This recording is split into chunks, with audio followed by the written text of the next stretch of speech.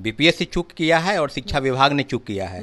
आपने सब काम सही किया, परंतु कहा जाता है ना कि जब जब अंत हो जाता है, अंत भला तो सब भला। शिक्षा विभाग जो गलत नियुक्ति पत्र बांटा उसके खिलाफ हरवरी में ये बावही लुटने का प्रयास में कि हम करवा दिए, हम करवा दिए। गलत के खिलाफ आवाज उठाएंगे और जब तक आप सही प्रथम फेज की बहाली सही तरीके से नहीं करेंगे, गेम इज ओवर। आप मत कह सकते हैं, आप अभी खेल शुरू किए हैं। नमस्कार, मैं हूं अनुकुल तिवारी और आप लाइव सिटीज देख रहे। देखिए, आप सब भी जान रहे हैं कि बस कुछ समय में नीतीश कुमार, तेजस्वी यादव, शिक्षा मंत्री, जितने भी लोग हैं वो नियुक्ति पत्र बांटेंगे शिक्षकों को। हमारे साथ छात्र नेता सौरभ मौजूद हैं। आप भी इस पल का इंतजार कर रहे थे या नहीं इंतजार कर रहे थे? इंतजार तो कर रहे थे। इसके लिए माननीय मुख्यमंत्री जी को और तेजस्वी यादव जी को धन्यवाद तहे दिल से कि आपने इतना बड़ा आयोजन किया और लगभग शिक्षकों की बहाली की जो बात आप कर रहे थे उसको आप पूरा कर दिए। परंतु एक चीज कहेंगे कि थोड़ा चूक हो गया। किससे चूक हो गया? नीतीश कुमार, तेजस्वी यादव से? नहीं, विभाग से चूक हुआ है। बीपीएससी चूक किया है और शिक्षा विभाग ने चूक किया है। आपने सब काम सही किया, परंतु कहा जाता है ना कि जब जब अंत हो जाता है, अंत भला तो सब भला। तो शुरू हुआ सही परंतु अंत सही नहीं हुआ, क्योंकि गलत लोगों को फर्जीवाड़े तरीके से जो नियुक्ति पत्र लिए हैं उनको आप हटाए नहीं।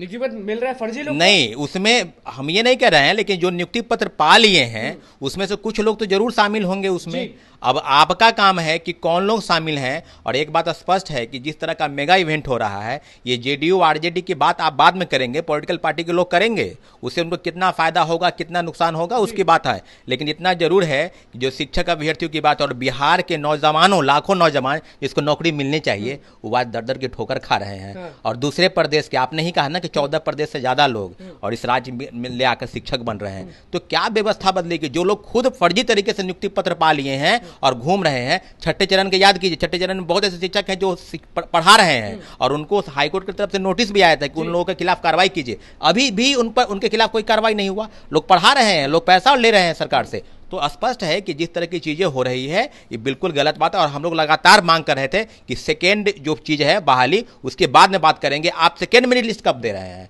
फर्जीवाड़े का डाटा आप क्यों नहीं छुपा रहे हैं? रिजल्ट से पहले नियुक्ति पत्र बांटे जा रहे हैं, यही बात तो हम लोग कह रहे हैं ना कि। और आप देखिए, बड़ा बड़ा मुख्यमंत्री जी तो कल क्रेडिट लेने का भी होड़ लगा हुआ है कि हम ले रहे हैं तो आप नहीं ले रहे हैं। और आज 4 प्रमुख लीडिंग पेपर है ना बिहार का, उसके सबके फ्रंट पेज पर आप मुख्यमंत्री जी का फोटो छपा है। तो हम लोग को कोई इसमें नहीं ऐतराज है कि आप मुख्यमंत्री का फोटो छपे या डिप्टी सीएम का फोटो छपे, किसी का फोटो छपे। लेकिन इतना जरूर है कि शिक्षक अभ्यर्थियों को नजरअंदाज करके, उनको धोखा में रखकर गलत लोगों को नियुक्ति पत्र आप दे रहे हैं। धोखा मिला? हाँ, धोखा मिला है। अब देख लीजिए ना भाई कि आप सेकेंड फेज की बहाली की बात आप तुरंत कर दिया, उसकी भी आज ही नोटिफिकेशन जारी होनी है और कल से फॉर हाँ प्रक्रिया। तो हम लोग बात कर रहे थे कि आप सेकेंड मेरिट लिस्ट कब निकाल रहे हैं? आप वेटिंग लिस्ट क्यों नहीं निकाले? जो प्रक्रिया आप अपनाए उसमें इतनी खामी क्यों है? एक कंफ्यूजन है शिक्षक अभ्यर्थियों को। आपसे भी पूछ ही लेते हैं कि आज नियुक्ति पत्र बांटा जा रहा है, कल से प्रक्रिया शुरू हो जाएगी। आज ही से शुरू, लेकिन कल मेन चीज शुरू हो जाएगी टीआरई 2.0 का।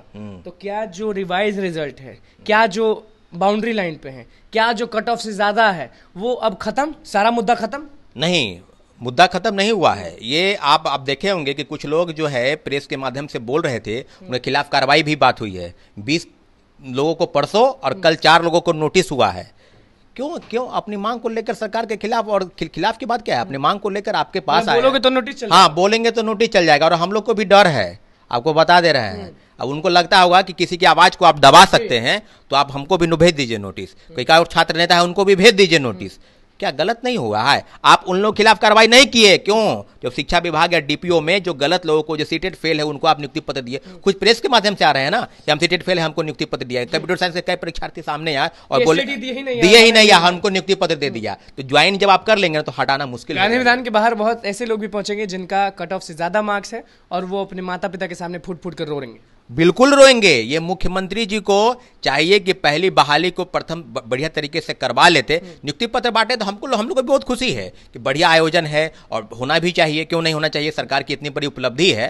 परंतु इतना जरूर है कि जिस तरह की चीजें हो रही है उस पर हम लोग को इतना क्या कहते हैं दुख है कि जो दूसरे राज्य के अभ्यर्थी हैं उनको नौकरी दे रहे हैं, अब बिहार के लोग मजदूरी का काम करने किसी दूसरे प्रदेश में जाएंगे। क्या यह दुर्भाग्य नहीं है? सीट आपको मालूम है कि कितने सीट पे बहाली हुई है और कितने को आज नियुक्ति पत्र मिल रहा है? कितना सीट आया था मालूम है आपको? ये डाटा जो ये लोग छुपा रहे हैं, ओवरऑल डाटा जो हम बता रहे हैं, वो 75-80 हजार का आंकड़ा के पास जाएगा। और ये लोग बता रहे हैं कि 1,22,336।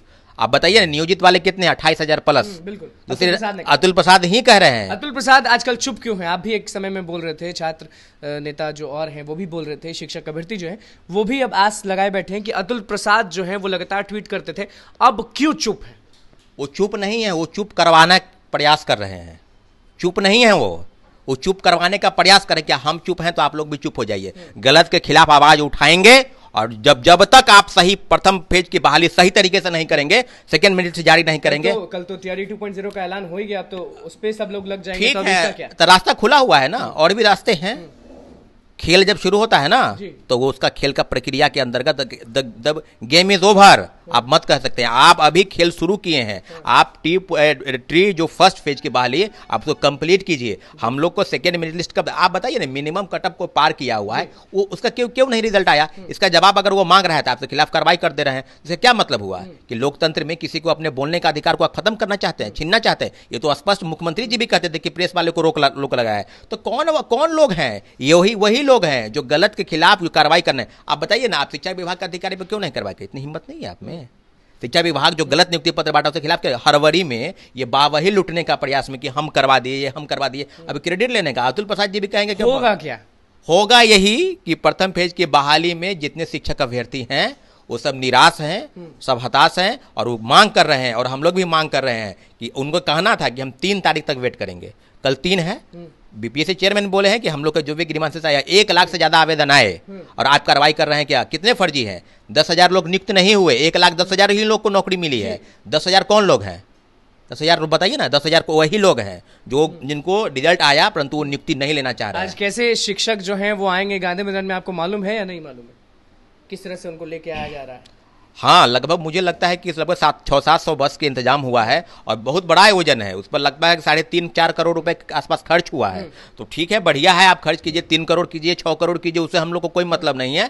लेकिन जो शिक्षक अभ्यर्थियों को जो गलत हुआ है उनके खिलाफ में मुख्यमंत्री जी को चाहिए कि उनके साथ कुछ न्याय हो, और सेकेंड फेज की बहाली के पहले प्रथम फेज की बहाली को सही तरीके से कराते। आप अपने आंख से देख पाएंगे कि आपको मालूम होगा कि उसमें कोई फर्जी है? आप भी कह रहे हैं कि लगातार की उसके अंदर जो नियुक्ति पत्र जो आज लेंगे वो फर्जी होंगे, कुछ ना कुछ लोग फर्जी होंगे, आपने कहा है। हाँ, बिल्कुल हम कह रहे हैं कि इस बात की पुष्टि तो वो लोग करेंगे ना कि क्या वो लोग जो जा रहे हैं उसमें कुछ लोग फर्जी हैं। आप कह रहे हैं कि पत्र बांटने से पहले, पत्र देने से पहले सोच समझ कर दीजिए, अभी वक्त है। हाँ, अभी भी वक्त है कि जिन लोगों को आप दे रहे हैं, शिक्षक बना रहे हैं, जो गलत तरीके से नियुक्ति पत्र पा लिए हैं, क्या वो शिक्षक बन के क्या व्यवस्था को बदलेंगे? जो खुद गलत तरीके से आ गए हैं, नियुक्त हुए, क्या वो शिक्षक बहाली? और शिक्षक बहाली के नाम पर मुख्यमंत्री जी तो स्पष्ट करना है कि शिक्षा का कायाकल्प करेंगे। तो गलत लोग शिक्षक बन के शिक्षा का कायाकल्प नहीं कर सकते। न टीवी हुआ, न रिवाइज रिजल्ट फिर से हुआ, कुछ नहीं हुआ नहीं। लेकिन इस पर हम लोग का स्पष्ट करना है कि सेकेंड मेरिट लिस्ट निकलेगा, और उसका शिक्षा विभाग से बातचीत उनका हुआ है,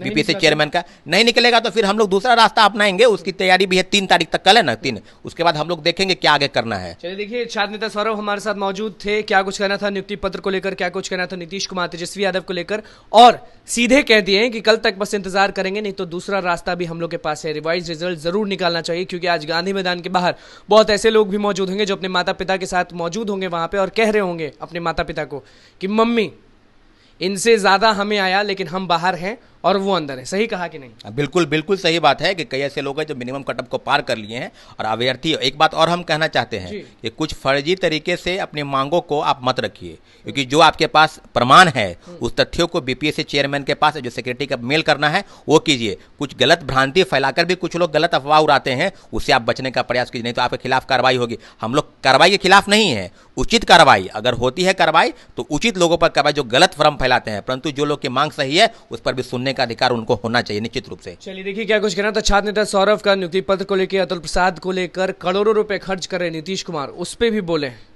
तो बस अब देखना यह होगा कि रिवाइज रिजल्ट कब आता है और नियुक्ति पत्र जिनको मिल रहा है वो कितने सही हैं, क्योंकि लगातार लोग आवाज उठा रहे हैं कि नियुक्ति पत्र जिनको मिल रहा है उसमें कुछ फर्जी भी हैं। तो देखना जरूर है नियुक्ति पत्र बांटने से पहले, ऐसा संदेश दिया जा रहा है सभी तरफ से। तो बस लाइव सीरीज के साथ बनने में चैनल को सब्सक्राइब करें, पेज को लाइक करें। धन्यवाद।